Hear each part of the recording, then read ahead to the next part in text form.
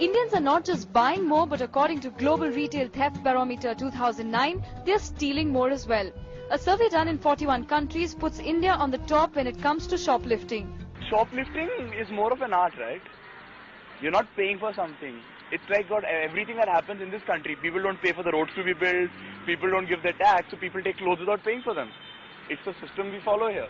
I think that our cities have the dubious distinction of being the dirtiest cities in the world.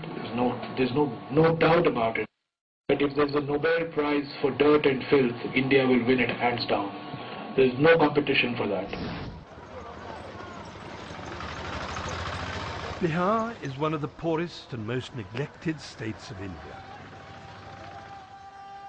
Over the years, a lethal combination of crime, corruption and caste-based politics brought the state to its knees. About 80% of the total waste dumped into the Ganga is sewage. The volume of waste, estimated at nearly 1.3 billion liters per day of mostly untreated raw sewage, is a significant factor in the spread of infection and waterborne disease. The fecal coliform count in some places is 140,000 per square liter. The World Health Organization has said that it should not be above 500 for the water to be considered safe for bathing. Coming soon to Indian store shelves, cow urine soda. A hardline Hindu organization is launching the soft drink containing cow urine, considered sacred by many Hindus and believed to have medicinal qualities. The RSS, or National Volunteer Corps, wants to cleanse India of foreign influence, expecting the bovine beverage to outsell Western imports, which it sees as an imperialist tool.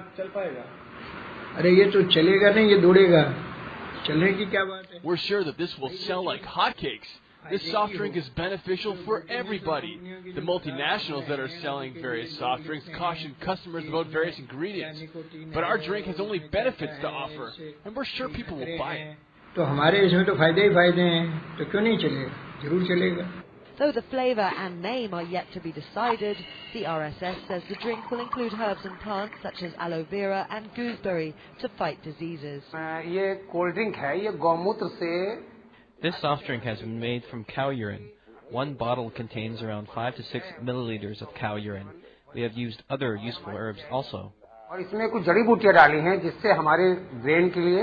The drink, still undergoing tests, is the latest attempt by the RSS to shift India's secular society to its ideology of Hindutva, or Hinduness. Accused of more violent methods in the past, in 1994 the group organized a boycott of multinationals like Pepsi and Coca-Cola. Stephanie McIntyre, Reuters.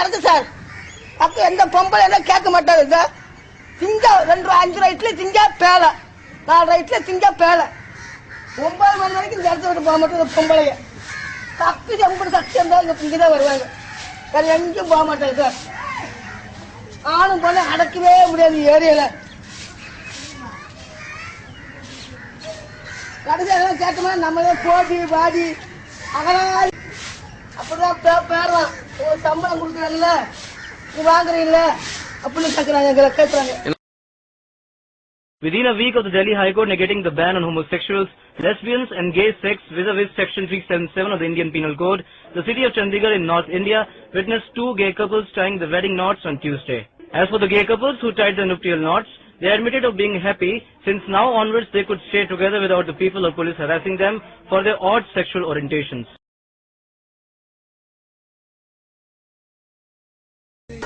To Valathikulam village, India, where when I tell you this guy's wife is a real dog, I mean this guy's wife is a real dog.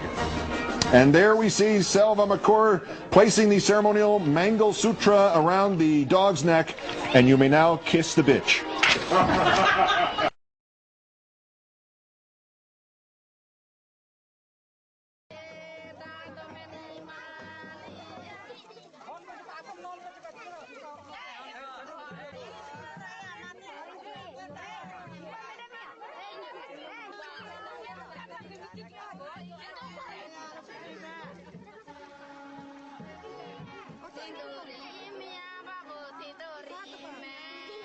Hati mo long tang tang le, hati mo long tang tang.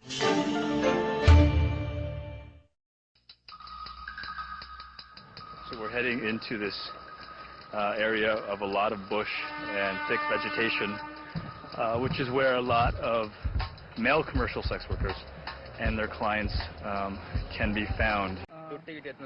Why are you here today? What? Yeah, why are you here today? To make sex. We've been warned that this is not only a sex spot, but it's a sex spot. So, I'm on poop watch here. Then rainy season we go for the sex there, and summer season we go for sex this side. Oral sex. Oral sex. We make oral sex here only. Oh, so this area is oral sex only. Oral sex area. Okay, and over there is that is outside. all sex. Where's the condom? Do you see a condom? A lot of condoms. There's a lot of condoms here. So There's a lot of condoms. it's not entirely sanitary. We are making sex with condoms only on oral and on both. For both sex we are using condoms only. Okay?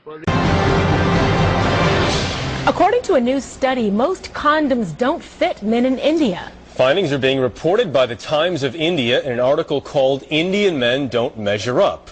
Poor fit contributes to a higher failure rate, which experts say is a major problem in India. The number of HIV infections has been skyrocketing there.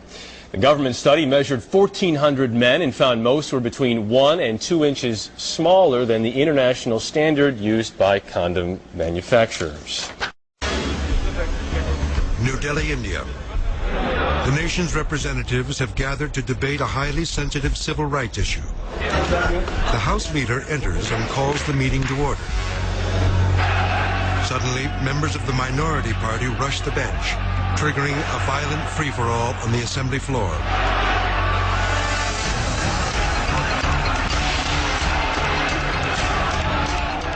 Although the Indian national government guarantees religious freedom, in many of the provinces, oppression and persecution still exist, and I want to bring that to my colleagues' attention that are happening there.